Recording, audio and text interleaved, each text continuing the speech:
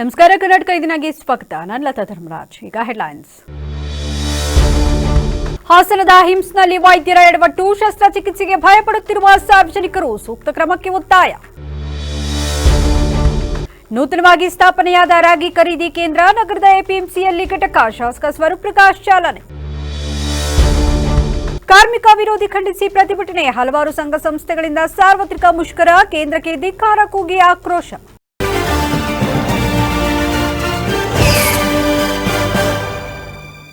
ಹಾಸನದ ಹಿಮ್ಸ್ ಆಸ್ಪತ್ರೆಯಲ್ಲಿರುವ ವೈದ್ಯರು ಶಸ್ತ್ರಚಿಕಿತ್ಸೆಯನ್ನು ಸರಿಯಾಗಿ ಮಾಡದೆ ಸಾರ್ವಜನಿಕರು ಭಯಪಡುವ ಸ್ಥಿತಿಗೆ ತಲುಪಿಸಿದ್ದಾರೆ ಎಂದು ದಲಿತ ಸಂಘಟನೆಗಳ ಒಕ್ಕೂಟದ ದಿನೇಶ್ ಆರೋಪಿಸಿದ್ದಾರೆ.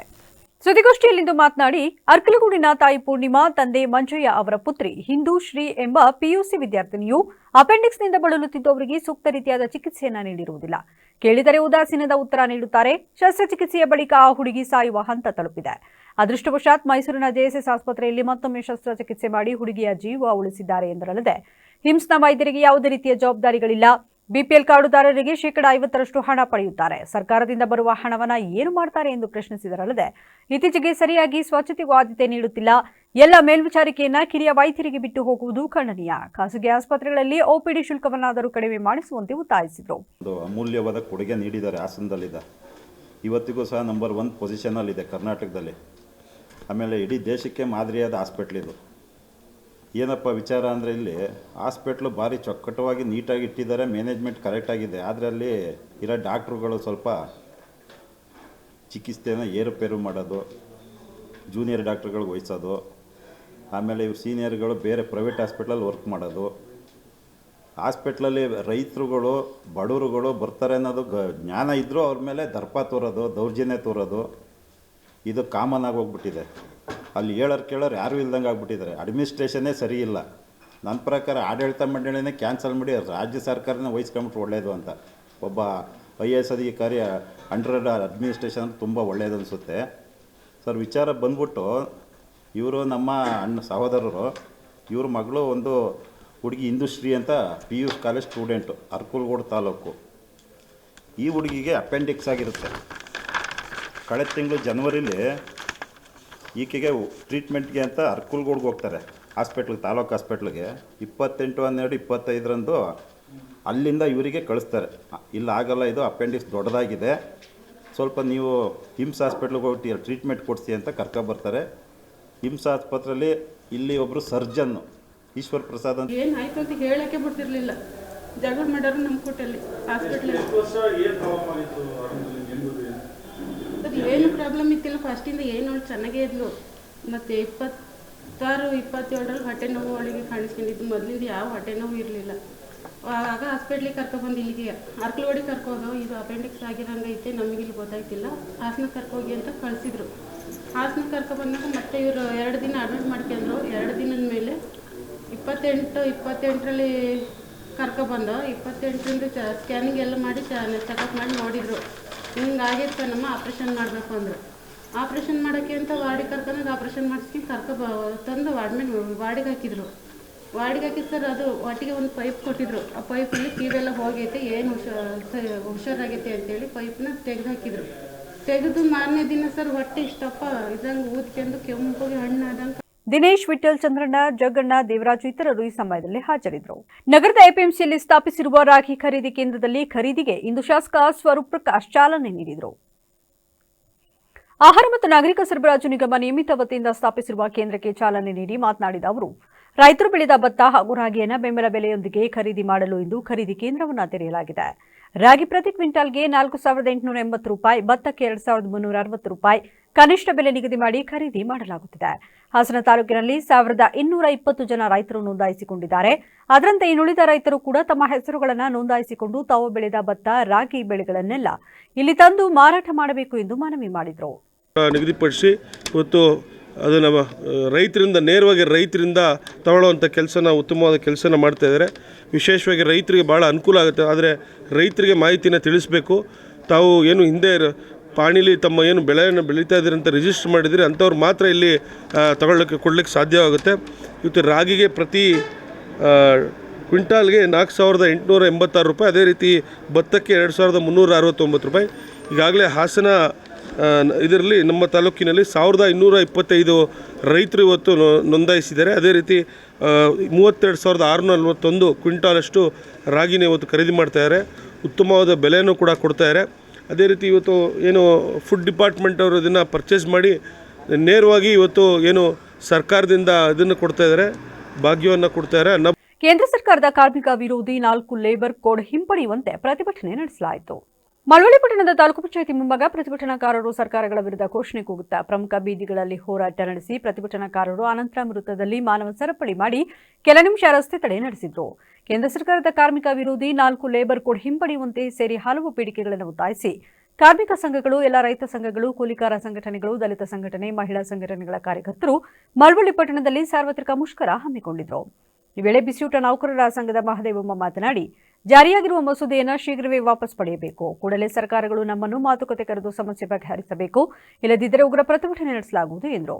ನಾವು ಇಡೀ ದೇಶಾದ್ಯಂತ ಮುಷ್ಕರಕ್ಕೆ ಹೋಗ್ತಾ ಇದ್ದೀವಿ. ಹಾಗಾಗಿ ಸರ್ಕಾರ ತಕ್ಷಣದಲ್ಲಿ ನಮಗೆ ಮಾತುಕತೆ ಕರೆದು ಅದನ್ನ ವಾಪಸ್ ಮಾಡಬೇಕು. ಈಗ ಕೇರಳದಲ್ಲಿ ಅದನ್ನ ಮಸೂದೆಯನ್ನ ಅಂಗೀಕಾರ ಮಾಡಲಿಲ್ಲ ಕೇರಳ ಎಡಪಕ್ಷ ಸರ್ಕಾರ. ನಮ್ಮ ಸಿದ್ದರಾಮಯ್ಯ ಸರ್ಕಾರನೂ ಕೂಡ ಅದನ್ನ ಅಂಗೀಕಾರ ಮಾಡಿದರೆ ಅದನ್ನು ವಾಪಸ್ ಮಾಡುವಂತ ರೀತಿಯಲ್ಲಿ ಮತ್ತೆ ವಿ ಗ್ರಾಮ್ಜಿ ಆ ಕಾಯ್ದೆನೂ ಕೂಡ ವಾಪಸ್ ಮಾಡಬೇಕು. ಹಿಂದೆ ಇದ್ದಂತ ಮಹಾತ್ಮ ಗಾಂಧಿ ಗ್ರಾಮೀಣ ಉದ್ಯೋಗ ಖಾತ್ರಿ ಯೋಜನೆಯನ್ನೇ ಅದೇ ಉಳಿಸಬೇಕು ಅನ್ನುವಂಥದ್ದನ್ನ ಈ ಒಂದು ಹೋರಾಟದಲ್ಲಿ ನಾವು ಒತ್ತಾಯವನ್ನ ಮಾಡ್ತಾ ಇದ್ದೀವಿ ಕೇಂದ್ರ ಸರ್ಕಾರ ಹಾಗೂ ರಾಜ್ಯ ಸರ್ಕಾರಕ್ಕೆ. ಪ್ರತಿಭಟನೆಯಲ್ಲಿ ಭರತ್ರಾಜ್, ಲಿಂಗರಾಜ್ ಮೂರ್ತಿ, ದೇವಿ, ಶಿವಮಲ್ಲಯ್ಯ, ಕೃಷ್ಣ, ಸುಶೀಲಾ ಸೇರಿದಂತೆ ಹಲವರು ಹಾಜರಿದ್ದರು. ಎತ್ತಿನಹೊಳೆ ಯೋಜನೆಗೆದ್ದು ನಮ್ಮ ಭೂಮಿಯನ್ನು ತೆಗೆದುಕೊಂಡು ಯಾವುದೇ ಪರಿಹಾರವನ್ನು ನಮಗೆ ನೀಡಿಲ್ಲ ಎಂದು ಲೋಹಿತ್ ಕುಮಾರ್ ತಿಳಿಸಿದ್ದಾರೆ. ಸುದ್ದಿಗೋಷ್ಠಿಯಲ್ಲಿಂದು ಮಾತನಾಡಿದ ಅವರು, ಬೆಟ್ಟದ ಆಲೂರಿನಲ್ಲಿ ಸುಮಾರು 10ಕ್ಕೂ ಹೆಚ್ಚು ರೈತರಿಂದ 2016-17ರಲ್ಲಿ ಭೂಮಿಯನ್ನ ನಾಲಿಗೆಯಿಂದ ಪಡೆದುಕೊಂಡಿರುತ್ತಾರೆ. ಆದರೆ ನಮಗೆ ಇಲ್ಲಿಯವರೆಗೂ ಯಾವುದೇ ರೀತಿಯ ಪರಿಹಾರವನ್ನು ನೀಡಿಲ್ಲ. ಪ್ರಾರಂಭದಲ್ಲಿ ಕೇವಲ 70,000ದಷ್ಟೇ ಧನ ಸಹಾಯ ಮಾಡಿರುತ್ತಾರೆ. ಕೇಳಲು ಹೋದರೆ ನಿಮ್ಮ ಬಳಿ ದಾಖಲೆಗಳಿಲ್ಲ ಎಂದು ಹೇಳುತ್ತಾರೆ. ದಾಖಲೆಗಳಿಗೆ ತಾಲೂಕು ಕಚೇರಿಯಲ್ಲಿ ಕೇವಲ ಹಣಕ್ಕಾಗಿ ಮಾತ್ರ ಬೇಡಿಕೆ ಇಟ್ಟುತ್ತಾರೆ. ಹಣ ನೀಡಿದರೆ ದಾಖಲೆ ಕೊಡುತ್ತಾರೆ. ನಾವು ಎಲ್ಲಿಗೆ ಹೋಗಬೇಕು? ನಮ್ಮ ಊರಿನ ಇನ್ನೊಬ್ಬ ರೈತ ರವಿಕುಮಾರ್ ರಂಗಶೆಟ್ಟಿಯ ಜಮೀನು ಹೋಗಿರಲಿಲ್ಲ. ಆದರೆ ಅವನಿಗೆ ಪರಿಹಾರವಾಗಿ ಎಲ್ಲ ಹಣ ದೊರಕಿದೆ. ಅವನು ನಕಲಿ ದಾಖಲೆ ಸೃಷ್ಟಿಸಿ ಮೋಸ ಮಾಡಿದ್ದಾನೆ. ಕೂಡಲೇ ಇದರ ಬಗ್ಗೆ ತನಿಖೆಯಾಗಲಿ, ನಮಗೆ ನ್ಯಾಯ ದೊರಕಲಿ ಎಂದರು. 2016-17ರಲ್ಲಿ ಎತ್ತಿನೊಳಗೆ ಭೂ ಸ್ವಾಧೀನ ಆಯಿತು ಸರ್. ನಮ್ಮದು ಜಮೀನು, ನಮ್ಮದು ಅರ್ಧ ಎಕರೆ ಜಮೀನು ನಮಗೆ ಸಾಗುವಳಿ ಸಿಕ್ತು. ಅರ್ಧ ಎಕರೆ 16ರಲ್ಲಿ ನಮಗೆ ಸಾಗುವಳಿ ಸಿಕ್ತು. ನಮ್ಮದು ರೆವಿನ್ಯೂ ಜಾಗ ಆಗಿರೋದ್ರಿಂದ ಸಾಗುವಳಿ ಕೊಟ್ಟರು, ಪಾಣಿ ಕೊಡಲಿಲ್ಲ.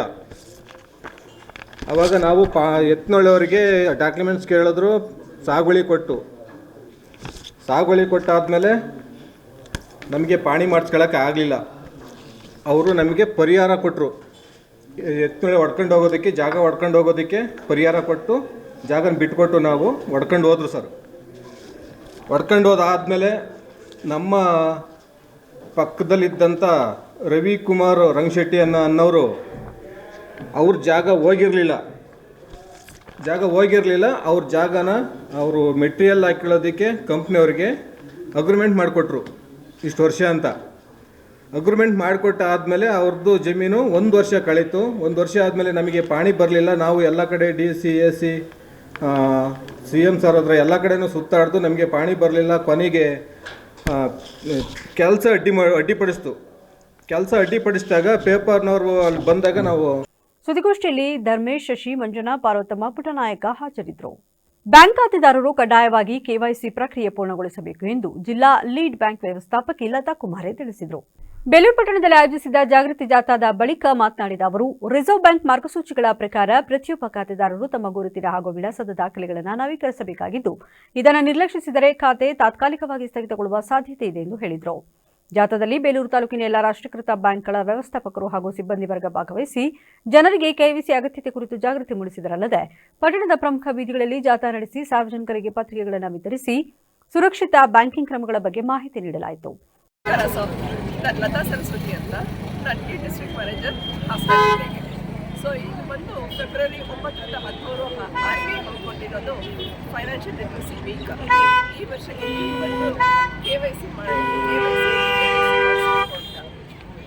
ಸೊ ಇದು ಏನಂದರೆ ಇದು ನಮ್ಮ ವಿಳಾಸನ ಪುನಃ ನಾವು ದೃಢೀಕರಣ ಮಾಡೋದು. ಸೊ ಅದೇ ವಿಳಾಸ ಇದ್ದರೆ ಸಿಂಪ್ಲಿಫೈಡ್ ಫಾರ್ಮ್ಯಾಟಲ್ಲಿ ನಮ್ಮ ಬೇಸ್ ಬ್ರಾಂಚ್ ಅಲ್ಲದೆ ಯಾವುದೇ ಶಾಖೆಯಲ್ಲಿ ಹೋಗಿ ಮಾಡಿಸ್ಬೋದು. ಈ KYC ಮಾಡದೇ ಇರೋ ಪಕ್ಷದಲ್ಲಿ ಅಕೌಂಟ್ ಸಬ್ಸಿಕ್ವೆಂಟ್ ಆಗಿ ಬ್ಲಾಕ್ ಆಗಿ ಇನಾಪರೇಟಿವ್ ಆಗಿ ಡಾರ್ಮೆಂಟ್ ಆಗಿ ನಂತರ ಡೆಫ್ ಅಕೌಂಟ್ ಹೋಗೋ ಚಾನ್ಸಸ್ ಇದೆ. ಸೊ ಈ ಒಂದು ಕ್ಯಾಂಪೇನ್ ಮೂಲಕ ಇದು ವಾಕಥಾನ್ ಮಾಡಿದ್ದೀವಿ ನಮ್ಮ ತಾಲೂಕ್ ಪಂಚಾಯತಿಯಿಂದ ನಮ್ಮ ದೇವಸ್ಥಾನ ತನಕ. ನಮ್ಮ ಬೇಲೂರು ತಾಲೂಕಿನಲ್ಲಿ 42 ಬ್ರಾಂಚಸ್ ಇದೆ. ಆಲ್ಮೋಸ್ಟ್ ಎಲ್ಲರೂ ಇವತ್ತು ನಮಗೆ ಒಂದು ಮೀಟಿಂಗಿಗೆ ಬಂದಿದ್ವಿ. ಸೊ ಹಾಗಾಗಿ ಅದೊಂದು ಕಂಟಿನ್ಯೂಷನ್ ಆಗಿ ಈ ವಾಕಥಾನ್ ಮಾಡಿದ್ದೀವಿ. ಈ ಮೂಲಕ ನಾವು ಎಲ್ಲ ಸಾರ್ವಜನಿಕರಿಗೆ ಒಂದು ಜಾಗೃತಿ ಮೂಡಿಸ್ಬೇಕು ಅಂತ ಇದನ್ನು ಹಮ್ಮಿಕೊಂಡಿದ್ದೀವಿ. ಸೊ ಇದು ಹಾಗೆ ನಾವು ಅರಸೀಕೆರೆಯಲ್ಲಿ ಮಾಡಾಯಿತು, ಹಾಸನಲ್ಲಿ ಮಾಡಾಯಿತು. ಇನ್ನು 2 ದಿನ ನಾಳೆ ಮತ್ತು ನಾಡಿದ್ದು ನಾವು ಅರಕಲಗೂಡು ಮತ್ತು ಚನ್ನರಾಯಪಟ್ಟಣಲ್ಲೂ ಮಾಡ್ತೀವಿ. ಸೊ ನಿಮ್ಮ ಮೂಲಕ ಇದು ಎಲ್ರಿಗೂ ಹೋಗಿ ಸೇರಿದರೆ ನಮ್ಮ ಜೀವ. ಎಲ್ಲ ಬ್ಯಾಂಕಲ್ಲೇ ಮಾಡ್ತೀರಾ ಮೇಡಮ್? ಪ್ರತಿ ಬ್ಯಾಂಕಲ್ಲಿ? ಪ್ರತಿ ಬ್ಯಾಂಕಲ್ಲಿ? ಹೌದು, ಎಲ್ಲ ಬ್ಯಾಂಕ್ ಸೇರಿದೆ. ಬರೀ ಒಂದು ಬ್ಯಾಂಕ್ ಇಲ್ಲ, ಎಲ್ಲ ಬ್ಯಾಂಕ್ ಮೇಡಮ್, ಕೆನರಾ ಬ್ಯಾಂಕ್ ಈ ವೇಳೆ ಬ್ಯಾಂಕ್ ಅಧಿಕಾರಿಗಳು, ಸಿಬ್ಬಂದಿ ಹಾಗೂ ಸಾರ್ವಜನಿಕರು ಉಪಸ್ಥಿತರಿದ್ದರು. ಧರ್ಮಸ್ಥಳಕ್ಕೆ ಪಾದಯಾತ್ರೆ ಕೈಗೊಂಡು ಸಾಗುತ್ತಿರುವ ಭಕ್ತರಿಗೆ ಅನ್ನ ಸಂತರ್ಪಣೆ ಹಾಗೂ ಆರೋಗ್ಯ ಸೇವೆ ಒದಗಿಸಲಾಯಿತು.